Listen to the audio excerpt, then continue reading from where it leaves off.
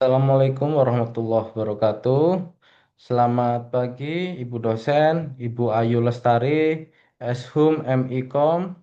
Perkenalkan, nama saya Edwin Ragil Triwibowo, mahasiswa S1 PJJ Manajemen. Pada pagi ini saya akan mempresentasikan hasil jawaban ujian akhir semester mata kuliah Estetika Humanisme. Saya mengambil tema mengenai konflik manajemen. Konflik manajemen disebutkan dalam Kamus Besar Bahasa Indonesia atau KBBI.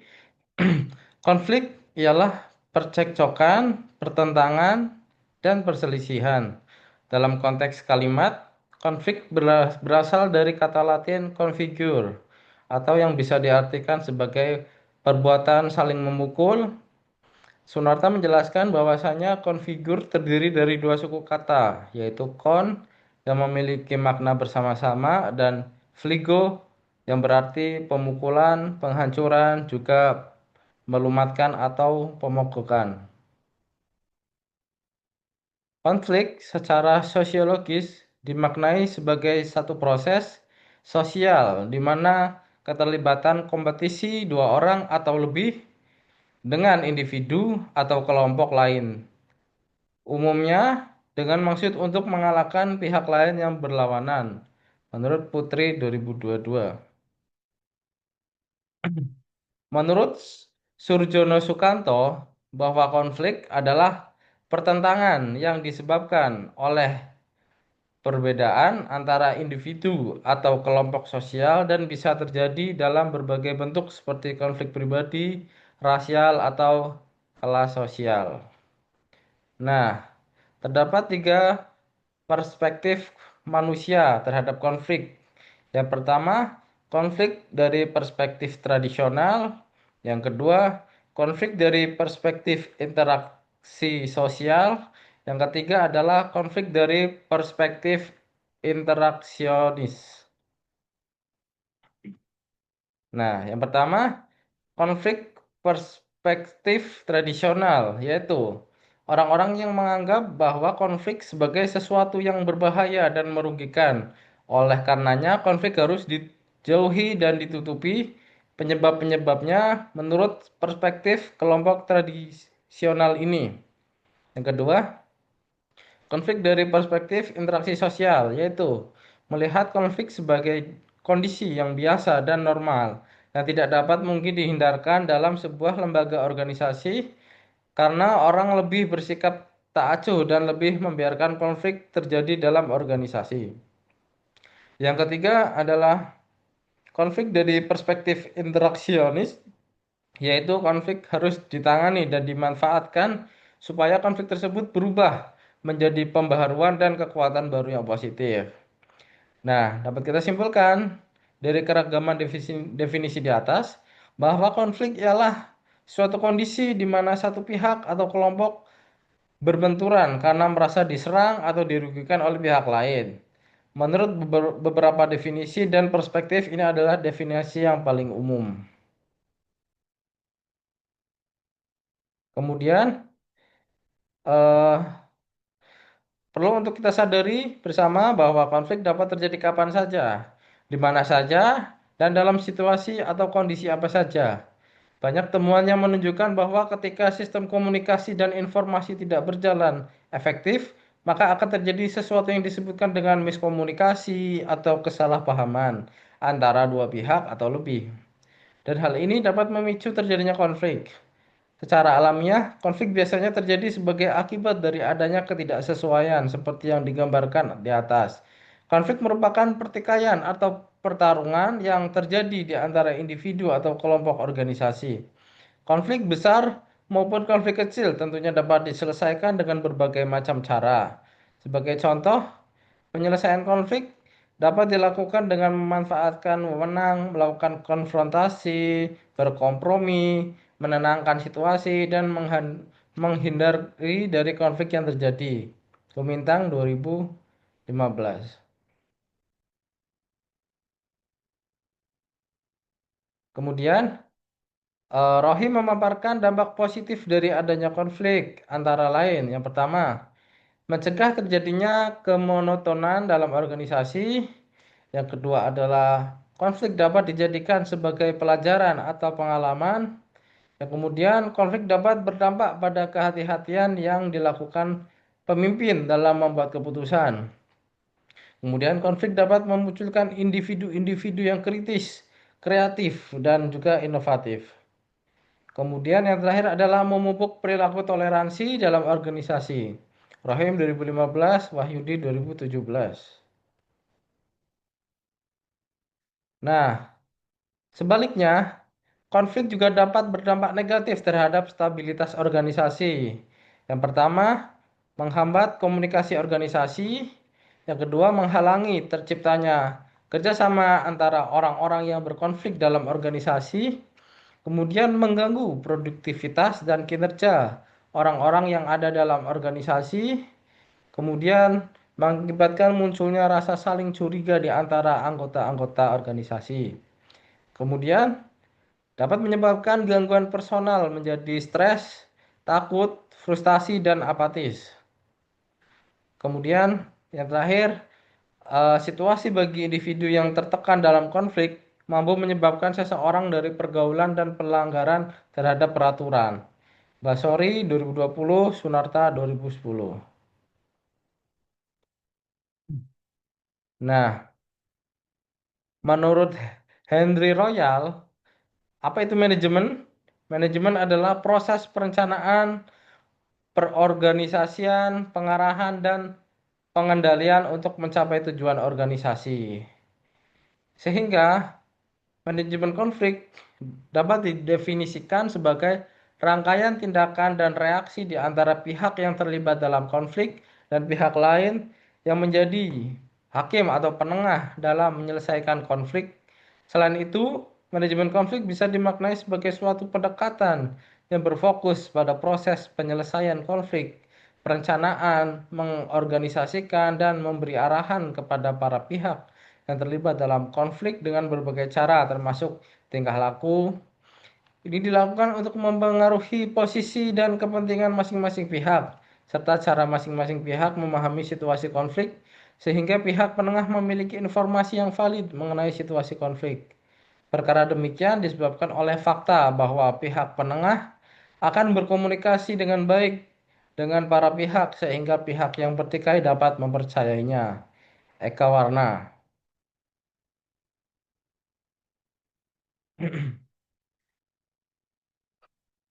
Kemudian dalam jurnalnya yang berjudul Konflik dalam Organisasi, Sunata mengutip perkataan Sukanto bahwa secara umum konflik adalah ada empat jenis.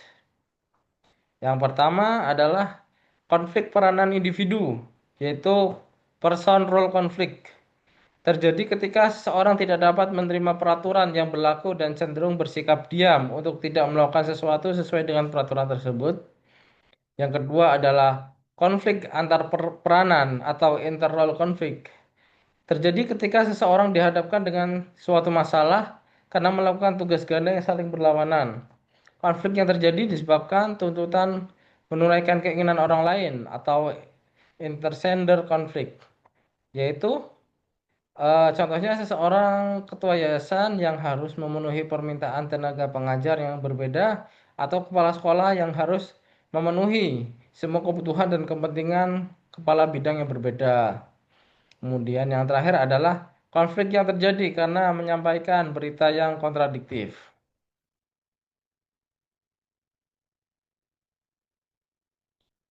Kemudian sumber konflik dari eksternal yaitu kemajuan teknologi, melonjaknya kebutuhan dan minat masyarakat, kebijakan dan regulasi pemerintah, munculnya pesaing baru, sistem penggajian dan ketergantungan tugas.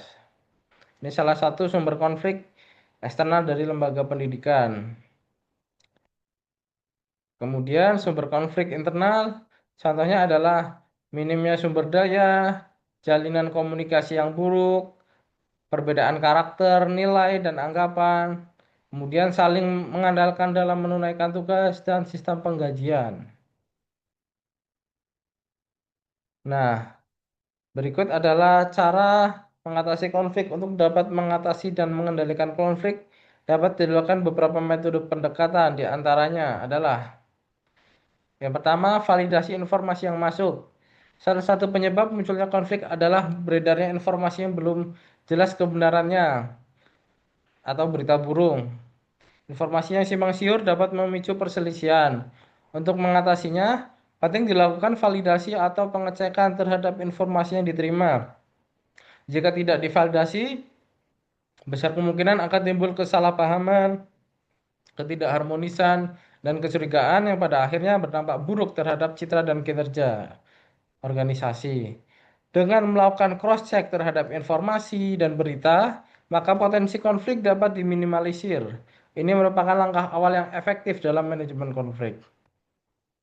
Kemudian, yang kedua adalah perundingan dan negosiasi. Negosiasi merupakan pendekatan yang cukup efektif dalam menyelesaikan konflik. Dalam metode ini, pihak-pihak yang terlibat konflik duduk bersama untuk membahas masalah yang terjadi secara terbuka. Melalui proses negosiasi, konflik dapat diselesaikan tanpa merugikan salah satu pihak. Dapat ditemukan strategi manajemen konflik jangka panjang yang bisa menjadi panduan di masa depan jika konflik serupa muncul. Tujuan masing-masing pihak bisa dicapai dengan lebih memuaskan dan saling menguntungkan. Kemudian ada arbitrase atau mencari penengah atau hakim. Jika konflik tidak dapat diselesaikan secara langsung oleh pihak-pihak terlibat, maka melibatkan pihak ketiga sebagai penengah dapat menjadi solusi. Penengah ini bertindak sebagai pihak yang netral dan objektif dalam memberikan pandangan serta keputusan yang adil terhadap permasalahan yang ada. Dengan adanya arbitrase, konflik dapat diurai secara profesional dan sistematis. Arbitrase adalah metode penyelesaian masalah dengan melibatkan pihak ketiga yang ditunjuk oleh pihak-pihak berselisih yang keputusannya nanti disepakati untuk ditaati dan diterima. Sugianta 2023. Bahwa arbitrase merupakan cara umum yang digunakan oleh manusia dalam menangani konflik, termasuk dalam lembaga pendidikan. Kepala sekolah sebagai pemimpin harus sigap dalam menjadi penengah untuk tenaga-tenaga pengajar yang berselisih atau yayasan jika perselisihan itu terjadi antar kepala sekolah dengan para guru. Kemudian ada cara perdamaian merupakan mengatasi konflik dengan hasil yang memuaskan tanpa ada permusuhan yang dilakukan di luar sistem persidangan pengadilan, dan cara ini merupakan cara yang cukup banyak dipakai dalam mengatasi konflik.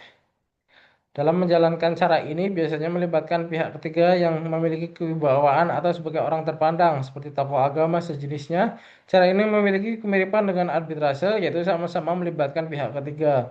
Hanya saja dalam metode arbitrase pihak ketiga, keputusannya wajib ditaati oleh pihak-pihak yang berkonflik. Adapun perdamaian, tugas pihak ketiga hanya mendamaikan saja dengan menyebutkan nilai-nilai dan norma-norma agama keutamaan dalam berdamai. Nah, kemudian nilai yang dapat diambil dari paparan berikut bahwa kebijaksanaan dalam bertindak, pentingnya menyikapi konflik dengan kepala dingin dan tidak tergesa-gesa. Kemudian kejujuran dan transparansi. Validasi informasi menunjukkan nilai kejujuran dan keterbukaan dalam berkomunikasi. Yang ketiga adalah keadilan, bahwa arbitrase dan negosiasi mencerminkan semangat keadilan dalam menyelesaikan segala permasalahan. Kemudian, musyawarah dan kekeluargaan, perundingan dan perdamaian mengedepankan nilai-nilai musyawarah untuk mufakat. Kemudian, nilai humanisme mengutamakan kemanusiaan, kesaling pengertian, dan empati dalam menghadapi konflik. Nah, saya mengambil sumber dari manajemen konflik Nusra, Jurnal Penelitian Ilmu Pendidikan, Pardana Aulia Suharyat tahun 2024. Kemudian Siregar dan Usriyah 2021, peranan komunikasi organisasi dalam manajemen konflik dalam Jurnal Pendidikan dan Kependidikan. Sekian hasil presentasi saya pada pagi hari ini. Lebih dan kurangnya, Ibu, saya mohon maaf sebesar-besarnya. Saya ucapkan terima kasih.